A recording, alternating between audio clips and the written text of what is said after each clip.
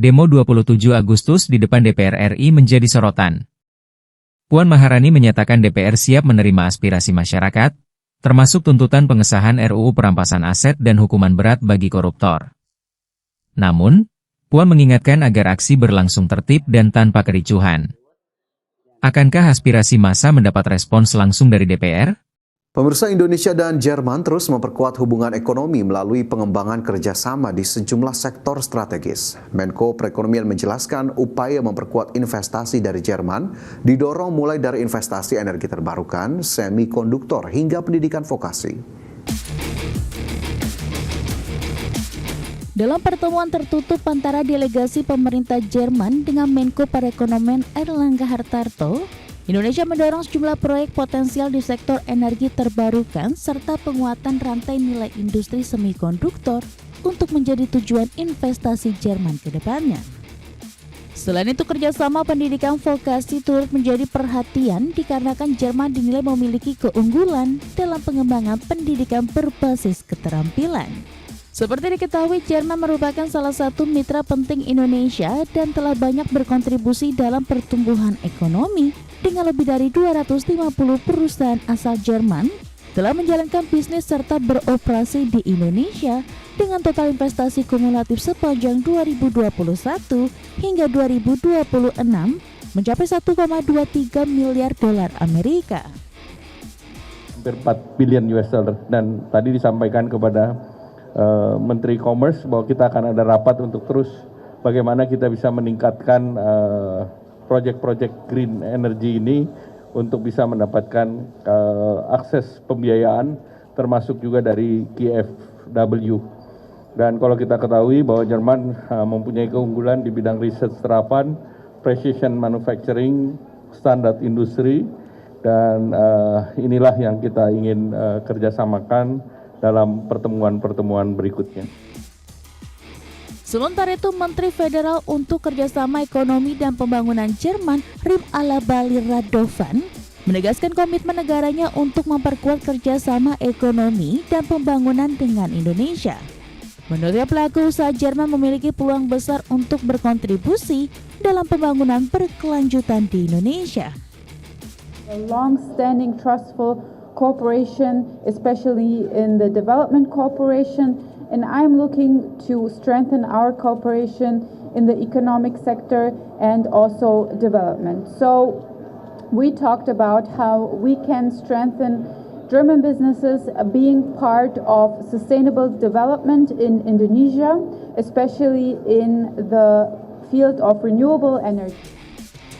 Selain investasi, kedua pihak juga membahas perkembangan Indonesia-European Union Comprehensive Economic Partnership Agreement yang diharapkan dapat ditandatangani pada tahun ini. Airlangga menambahkan keunggulan Jerman dalam riset terapan precision manufacturing dan standar industri menjadi bidang yang akan terus dikembangkan dalam kerjasama kedua negara. Dari Jakarta, Raharjo Patmo, IDX Channel.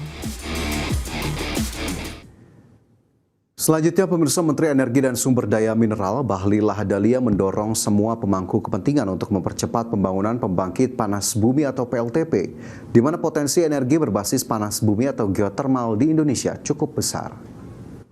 Menurut Bahlil, Indonesia memiliki potensi panas bumi sekitar 23,2 gigawatt, namun baru 11,6% yang telah menjadi kapasitas terpasang. Pemerintah kini mendorong percepatan pengembangan melalui pembenahan regulasi, insentif, dan penegasan kepada pengembang agar konsesi yang sudah diperoleh tidak berhenti tanpa realisasi proyek. Pemerintah sendiri menempatkan pengembangan panas bumi sebagai bagian dari upaya memperkuat kedaulatan energi sebagai terobosan energi alternatif. Pemanfaatan panas bumi juga untuk mengurangi ketergantungan terhadap energi impor.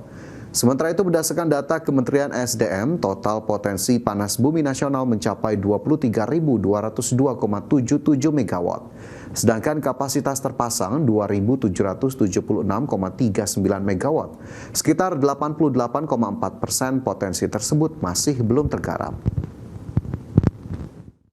Bahwa Indonesia adalah negara nomor 1 di dunia yang mempunyai resource terhadap geothermal. Kita nomor 1, tetapi dalam implementasinya kita itu nomor 2, Amerika masih nomor 1.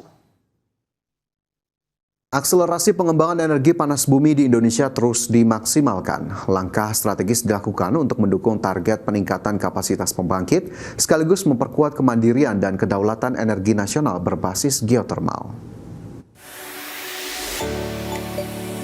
Dalam gelaran Indonesia International Geothermal Convention and Exhibition, PGE mendapatkan surat penugasan untuk pengembangan potensi sumber daya panas bumi PSPE Cubadak Panti.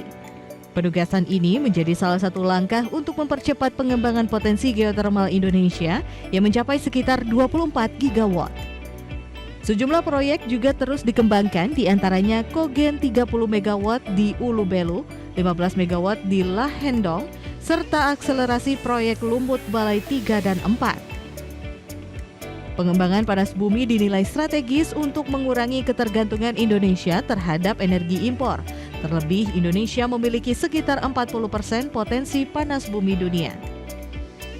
Bagi PGE, jadi ini bukan hanya sekedar historical milestone, tapi ini juga merupakan momen penting bagi kita bagaimana memperlihatkan Indonesia sebagai leader pengembangan panas bumi di dunia. Ini yang kita harapkan. Jadi kita tidak hanya besar dari sisi kapasitas, tapi juga kita juga menjadi bangsa yang kuat dari sisi inovasi terkait dengan pengembangan panas bumi di dunia. Jadi kita menjadi World Geothermal Center of Excellence di dunia. Ini yang menjadi harapan kita. PGE menargetkan pengembangan panas bumi tidak hanya meningkatkan kapasitas energi bersih nasional, namun juga mendorong inovasi dan investasi di sektor panas bumi. Jakarta, Indira Utomo, Auliensyah, IDX Channel.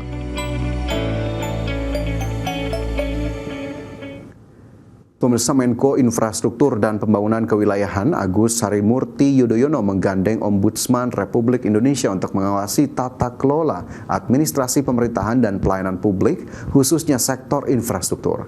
AHY mengatakan kolaborasi tersebut diperlukan untuk memastikan roda pemerintahan berjalan sesuai prinsip good governance. Menteri Koordinator Bidang Infrastruktur dan Pembangunan Kewilayahan Agus Harimurti Yudhoyono bersama Ombudsman Republik Indonesia berkolaborasi dalam mengawal tata kelola pemerintahan dan pembangunan infrastruktur yang transparan, akuntabel, dan responsif. AHY menjelaskan Kemenko Infrastruktur memiliki tugas melakukan sinkronisasi, sinergi, kolaborasi, dan orkestrasi terhadap 5 kementerian teknis yang berada dalam koordinasinya, mendorong dan memastikan setiap kementerian dapat mencapai target pembangunan sesuai dengan RPJMN hingga 2029 dan target RPJMN 2045 dan memastikan terwujudnya visi Astacita Presiden Prabowo Subianto. Paling banyak memang urusan dengan agraria, urusan pertanahan, karena memang banyak sekali pelayanan publik di sektor pertanahan atau agraria tersebut, termasuk tata ruang wilayah. Saya tahu persis, dulu saya pernah memimpin Kementerian ATR BPN walau singkat 8 bulan, tetapi memang banyak sekali isu yang harus diselesaikan.